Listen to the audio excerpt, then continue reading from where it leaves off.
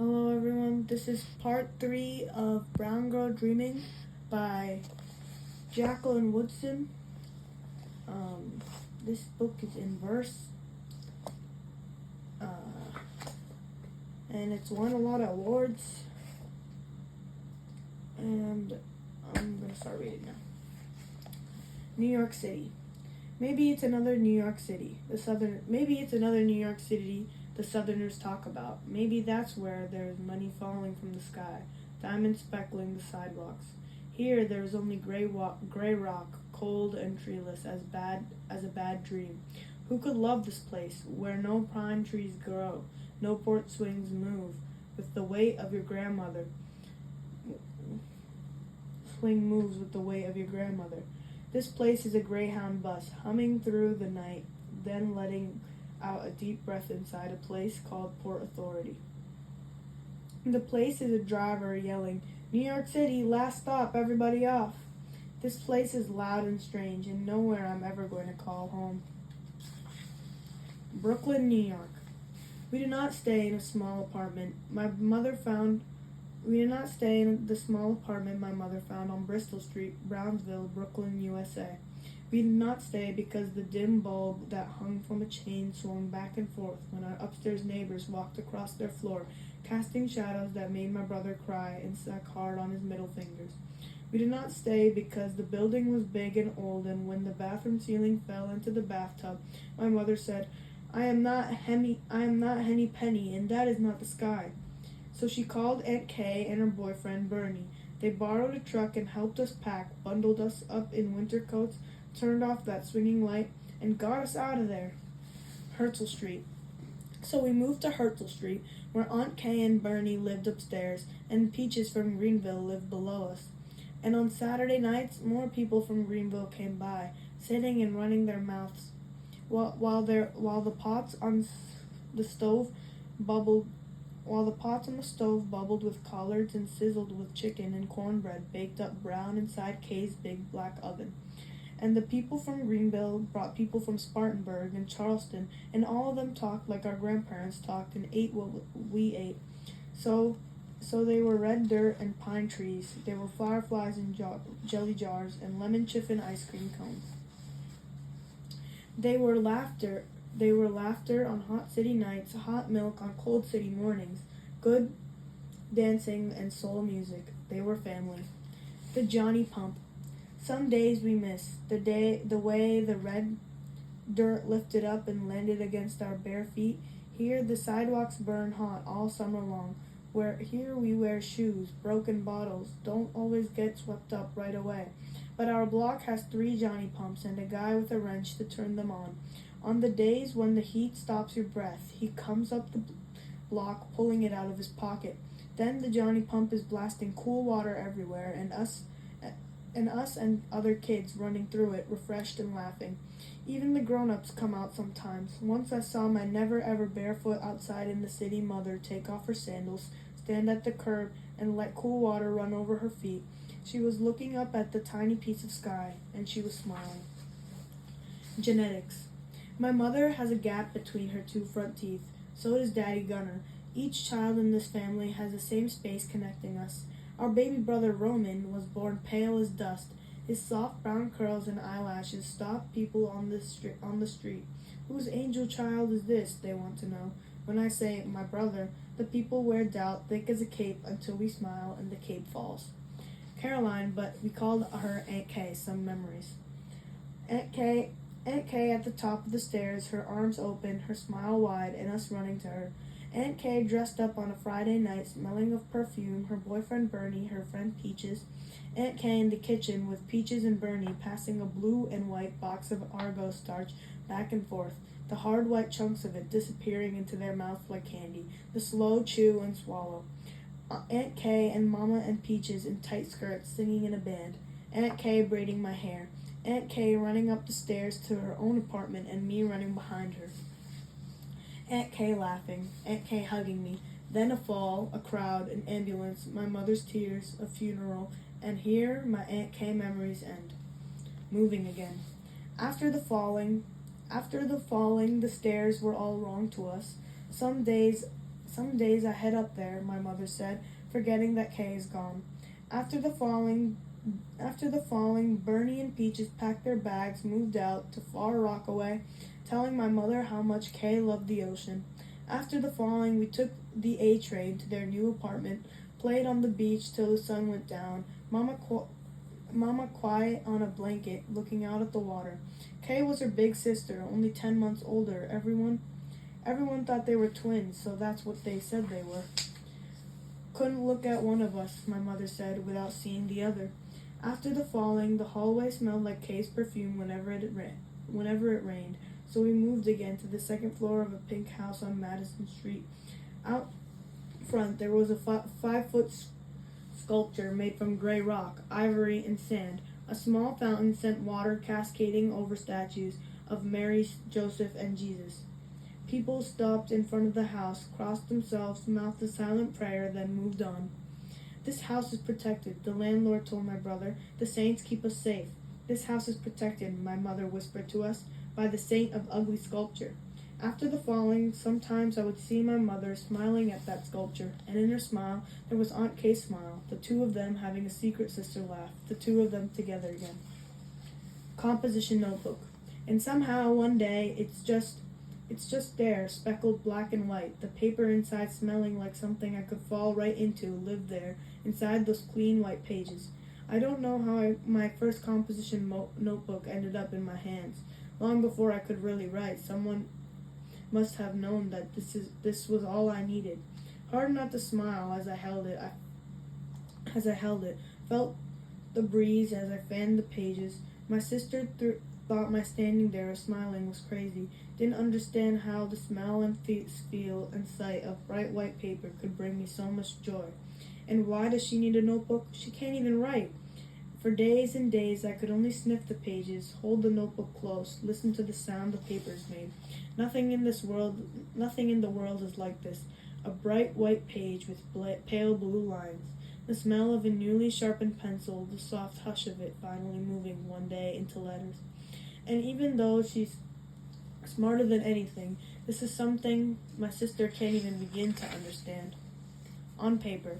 The first time I write my full name, Jacqueline Amanda Woodson, without anybody's help, on a clean white page in my composition notebook.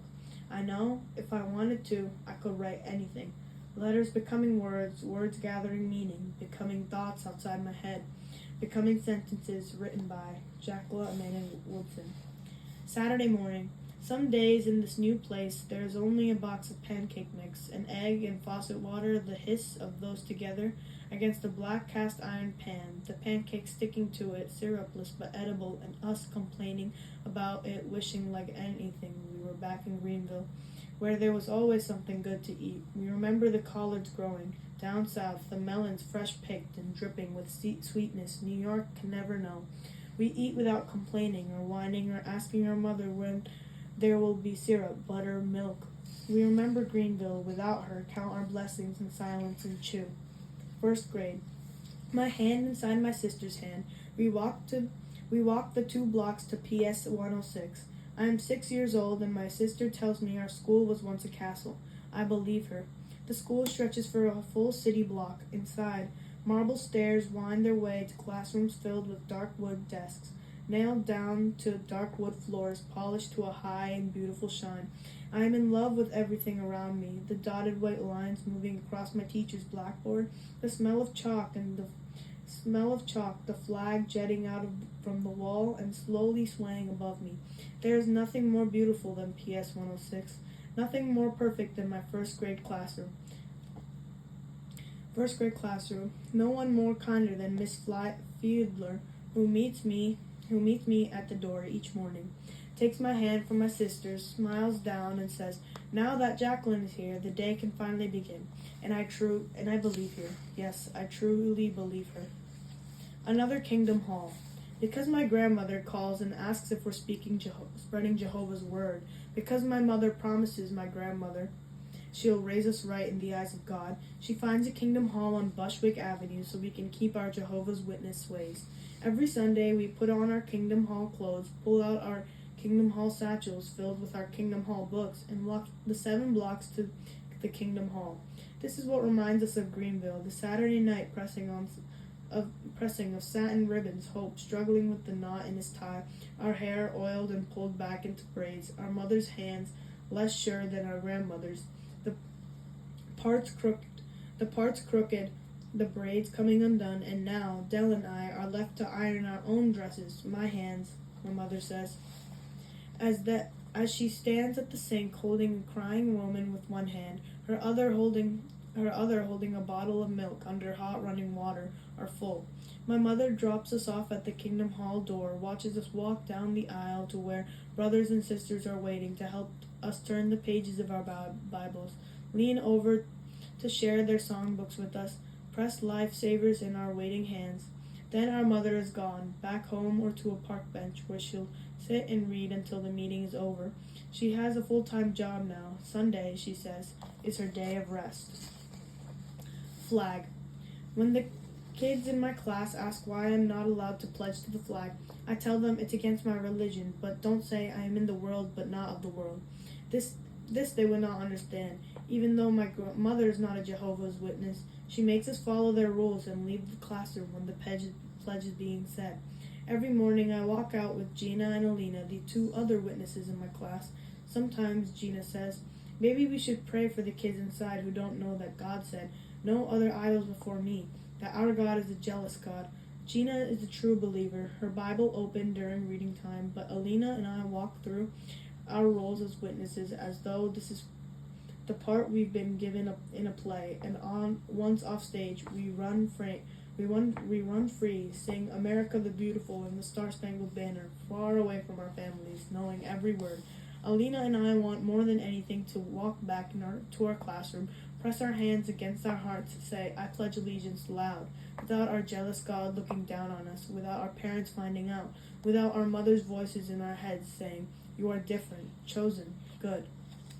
When the pledge is over, we walk single file back into the classroom, take our separate seats, Alina and I far away from Gina, but Gina always looks back at us as if to say, I'm watching you, as if to say, I know.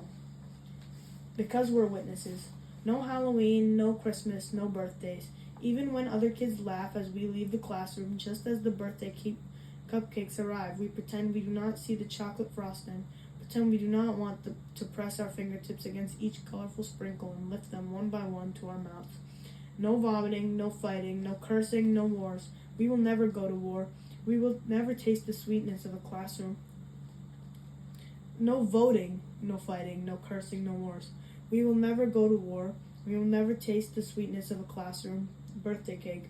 We will never taste the bitterness of a battle. Brooklyn rain. The rain here is different than the way it rains in Greenville. No sweet smell of honeysuckle.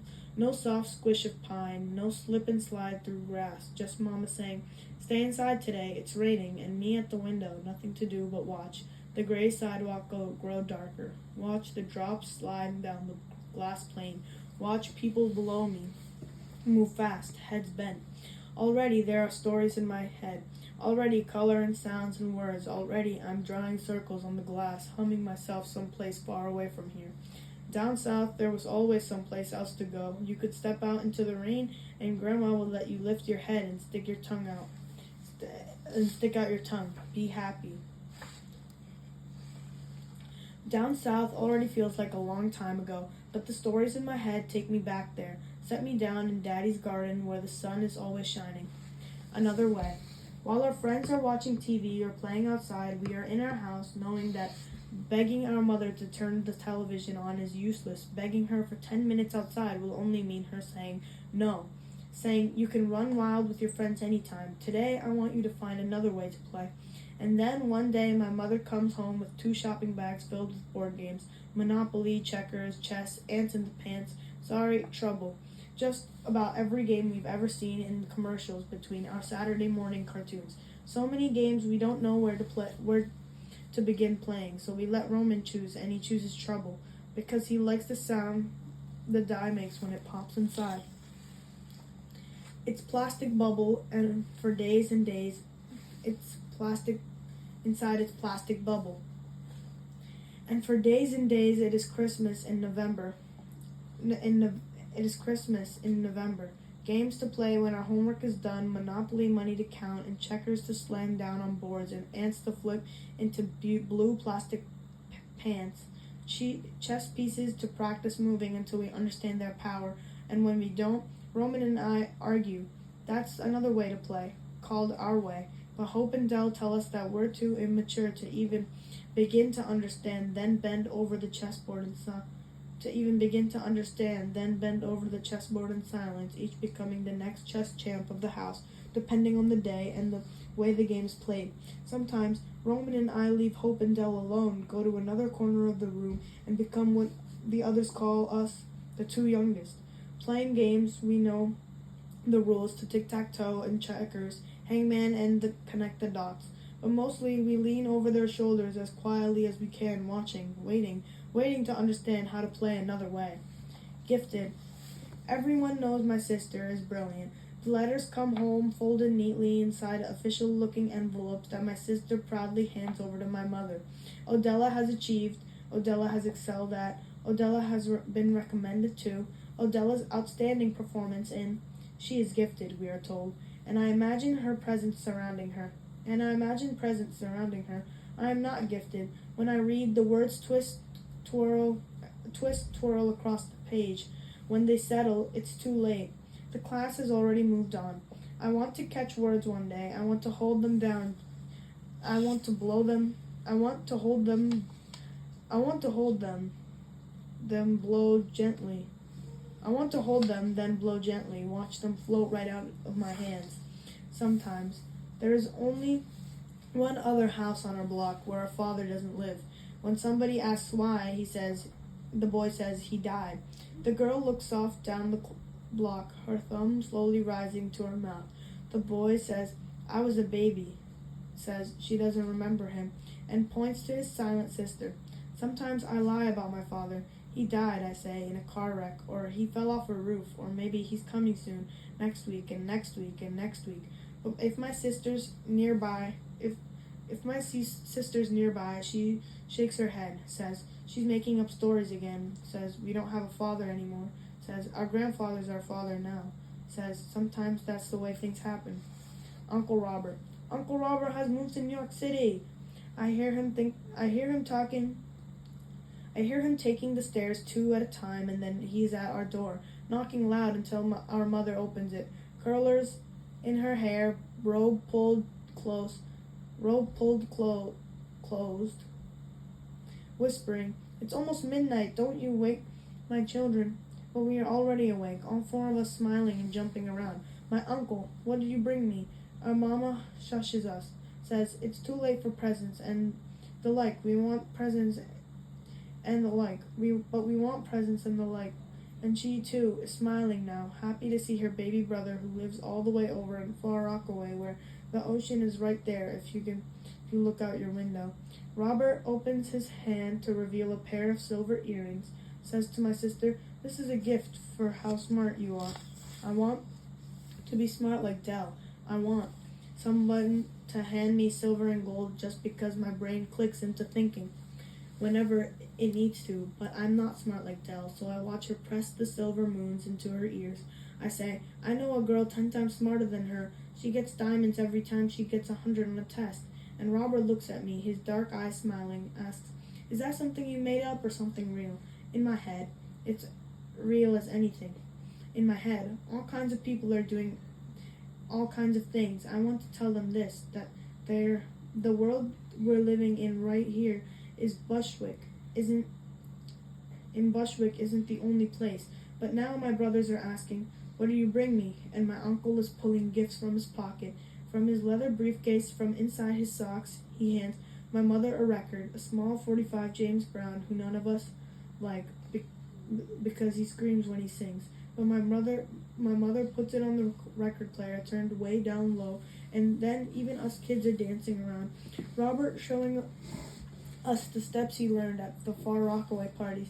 His feet are magic, and we all try to slide across the floor like he does, our own feet again and again betraying us. Teach us, Robert, we keep saying, teach us. Wishes. When he takes us to the park, Uncle Robert tells us, If you catch a dandelion puff, you can make a wish. Anything you want will come true, he says. We chase the feathery wishes around swings, beneath sliding boards until we can hold them in our hands, close our eyes tight, whisper our dream, then set it floating out into the universe, hoping our uncle is telling the truth, hoping each thing we wish for will one day come true. Believing. The stories start like this. Jack and Jill went up the hill, my uncle sings. I went up a hill yesterday, I say. What hill? In the park. What park? Halsey Park. Who was with you? Nobody. But you're not allowed to go to the park without anyone. I just did. Maybe you dreamed it, my uncle says. No, I really went. And my uncle likes the stories I'm making up. Along came a spider and sat down beside her. I got bit by a spider, I say. When? The other day. Where? Right on my foot. Show us. It's gone now. But my mother accuses me of lying. If you lie, she says, one day you'll steal. I won't steal. It's hard to understand how one leads to another, how stories could ever make us criminals. It's hard to understand the way my brain works, so different from everyone around me, how each new story I'm told becomes a thing that happens in some other way. To me, keep making up stories, my uncle says. You're lying, my mother says. Maybe the truth is somewhere in between all that I'm told and memory. Off key. We start each meeting at Kingdom Hall with a song and a prayer, but we're always late. Walking in when the pink songbooks are already open, looking over shoulders, asking brothers and sisters to help us find our place. If it's a song I like, I sing loud until my sister shushes me with the finger to her mouth. My whole family knows I can't sing. My voice, my sister says, is just left of the key, just right out of the tune. But I sing anyway, whenever I can. Even the boring witness songs sound good to me. The words telling us how God wants us to behave, what he wants us to do. Be glad your nation's with his people. Go preach from door to door. The good news of Jehovah's kingdom, proclaim from shore to shore. It's the music around the words that I hear in my head, even though everyone swears I can't hear it. Strange they don't hear what I hear. Strange that it sounds so right to me. Eve and the Snake. The Sunday sermons are given by men. Women aren't allowed to get on stage like this, standing alone to tell God's story. I don't understand why, but I listen anyway. On the first day, God made the heavens and the earth, and he looked at it, and it was good. It's a long story. It's a good story. Adam and Eve got made. A snake appeared in a tree, a talking snake. Then Eve had to make a choice. The apple the snake wanted her to eat looked so good, just one bite, but it was the only apple in a kingdom full of apples that God had said don't touch. It's the best apple in all the world, the snake said. Go ahead and taste it. God won't care. But we know the ending in our heads. We scream, don't do it, Eve. That's the devil inside that snake. He's tricking you. But Eve took a bite, and so here we are, sitting in a kingdom hall on a beautiful Sunday afternoon, hoping that God sees it in his heart to know that it wasn't our fault. Give us another chance. Send that snake back, and we promise we'll say no this time. Our Father fading away. In all our moving, we've forgotten our family in Ohio, forgotten our Father's voice, the slow drawl of his words, the way he and his brother David made jokes that weren't funny, and laughed as though they were. We forget the color of his skin. Was it dark brown like mine or lighter like Dell's? Did he have hope in Dell's loose curls or my tighter, kinkier hair? Was his voice deep or high? Was he a hugger like Grandma Georgiana holding us, like she never planned to let go, or did she hug hard and fast like Mama, planting her warm lips to our forehead where the kiss lingered long after she said I love you, pulled her sweater on, and left for work each morning? In Brooklyn, there are no more calls from Ohio, no more calls from our father or Grandpa Hope or Grandma Grace or David or Ann or Ada or Alicia. It is as if each family has disappeared from the other.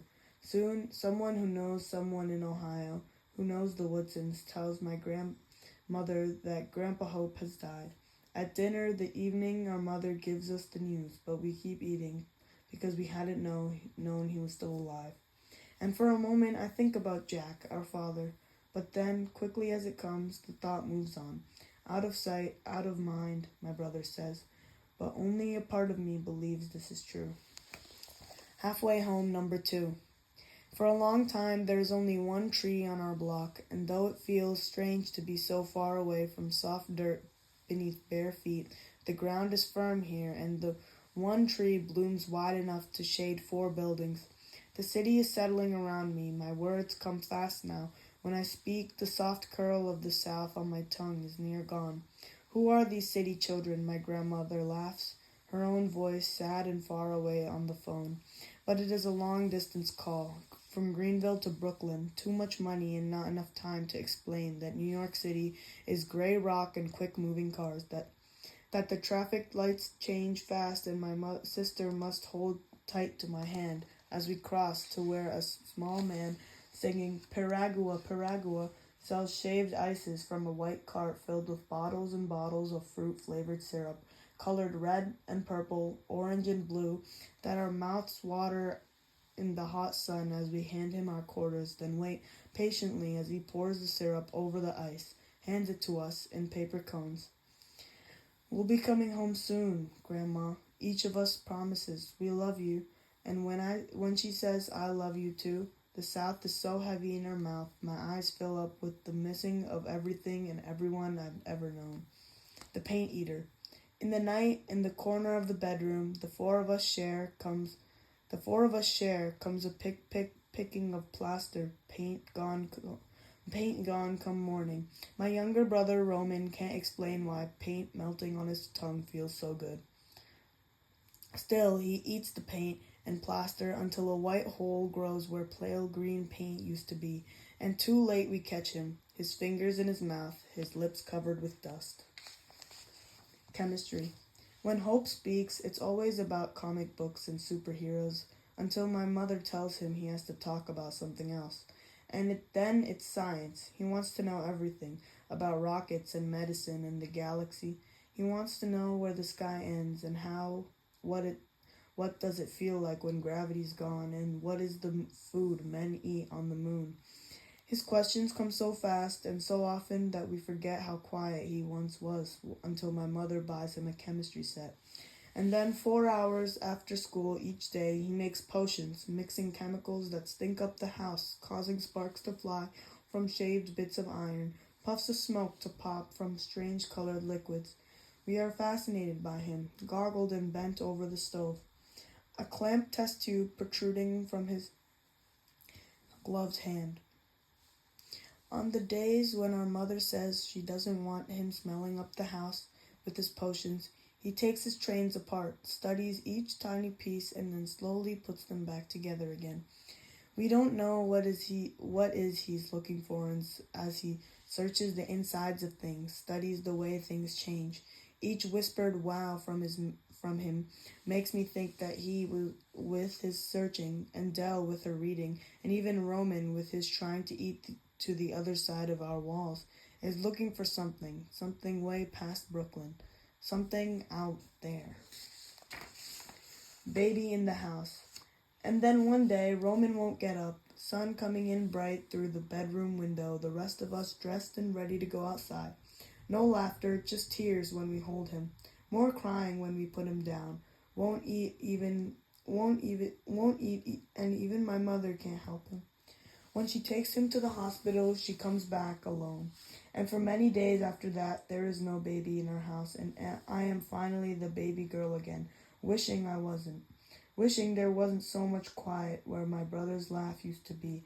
Wishing the true baby in our house was home. Going home again. Judy comes and Robert takes us on the night train back to South Carolina. We kiss our baby brother goodbye in his hospital bed where he reaches out, cries to come with us. His words are weak as water, no more than a whisper with so much air around them. I'm coming too, he says. But he isn't coming. Not this time. My mother says there is lead in his blood from the paint. He finds a new way to pick and eat off our bedroom wall every time our backs are turned. Small holes grow like white stars against the green paint, covered again and again by our mother. But still, he finds a way. Each of us hugs him, promises to bring him candy and toys. Promises we won't have fun down south without him. Each of us leans in for our mother's kiss on our forehead, her warm lips already a memory, that each of us carries home. Home again to Hall Street. My grandmother's kitchen is the same big and yellow and smelling of the pound cake she's made to welcome us back. And now in the late afternoon she is standing at the sink, tearing collards beneath cool running water while the crows caw outside and the sun sinks slow into red and gold. When Hope lets the screen door slam, she fusses. Boy, don't you slam my door again, and my brother says, I'm sorry. Just like always. Soon there'll be lemonade on the porch, the swing whining, the same early evening song it always sings. My brother and sister with the checker set between them, me next to my grandfather falling asleep against his thin shoulder. And it's not even strange that it feels the way it always felt, like the place we belong to, like home. Mr. Hughes's house. In Greenville, my grandfather is too sick to work anymore, so my grandmother has a full-time job. Now we spend every day from July until the middle of August at Mrs. Hughes's nursery and day school. Each morning we walk the long, dusty road to Mrs. Hughes's house, large white stone with a yard circling and chickens pecking at our feet. Beyond the yard, there's collards and corn growing, a scarecrow, black snakes, and poor wills. She is a big woman, tall, yellow-skinned, and thick as a wall. I hold tight to my grandmother's hand. Maybe I'm crying. My grandmother drops us off, and the other kids circle around us, laughing at our hair, our clothes, the names our parents have given us. Our city way of talking too fast, too many words to hear at once, too many big words coming out of my sister's mouth. I am always the first to cry, a gentle slap on the side of my head, a secret pinch. Girls circling around me singing, Who stole the cookie from the cookie jar? And pointing, as though the song is true, at me. My sister's tears are slow to come, but when they do, it isn't sadness. It's something different that sends her swinging her fists when the others yank her braids until the satin, newly ironed ribbons belong to them, hidden away in the deep pockets of their dresses, tucked into their sagging stockings, buried inside their silver lunch pails. Hope is silent. His name, they say, belongs to a girl. His ears, they laugh, stick out too far from his head. Our feet are beginning to belong in two different worlds, Greenville and New York. We don't know how to come home and leave home behind us. How to listen, number 4. Kids are mean, Dell says. Just turn away. Pretend we know better than that. Field service. Saturday morning's the hardest day for us now. For 3 hours we move through the streets of Nickeltown, knocking on strangers' doors, hoping to convert them into sisters and brothers and children of God. This summer I am allowed to knock on my first door alone. An old woman answers, smiles kindly at me. What a special child you are, she says. Sky blue ribbons in my hair, my watchtower held right in my white gloved hand. The blue linen dress a friend of my grandmother's has made for me, stopping just above my knees. My name is Jacqueline Woodson, I nearly whisper, my throat suddenly dry, voice near gone. I'm here to bring you some good news today. Well, how much does your good news cost? The woman wants to know. A dime. She shakes her head sadly, closes her door a moment to search beneath a trunk where she hopes she's dropped a coin or two. But when she comes back, there are no coins in her hand. Oh, I'd love to read that magazine, she says. I just don't have the money.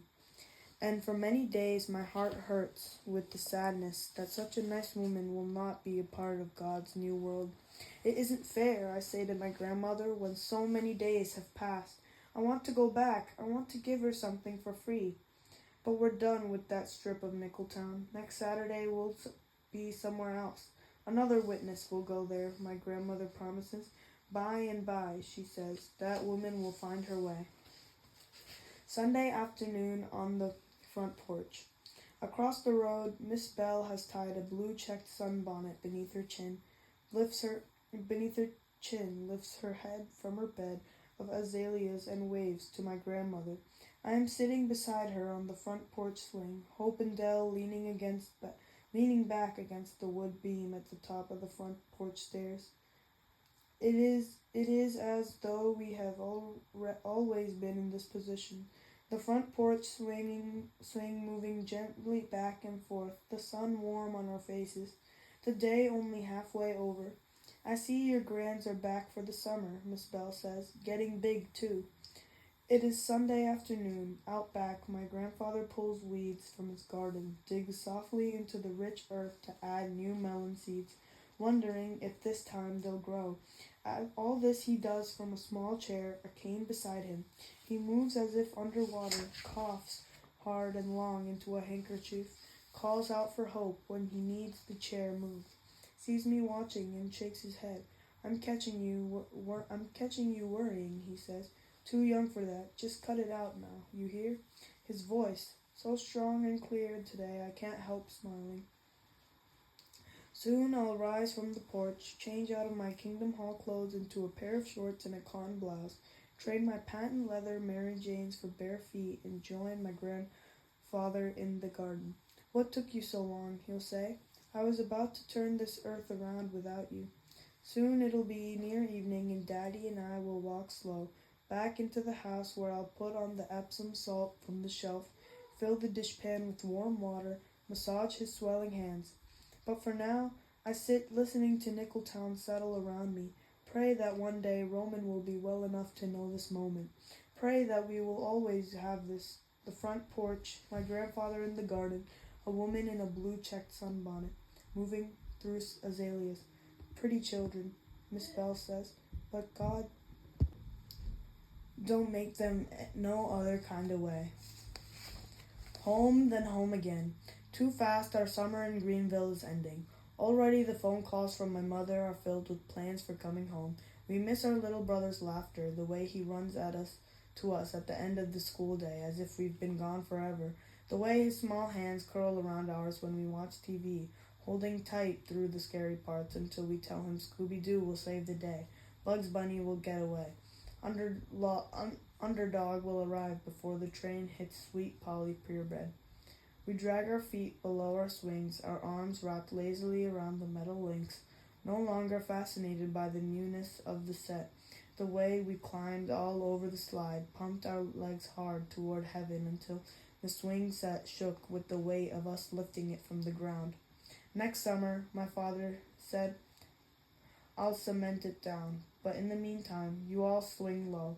Our suitcases sit at the foot of our bed, open slowly with freshly washed summer clothes, each blouse, each pair of shorts, each faded cotton dress holding a story that we'll tell again and again, all winter long. Okay, so that is it for part 3 of Brown Girl Dreaming by Jacqueline Woodson. I'll be back later for part 4.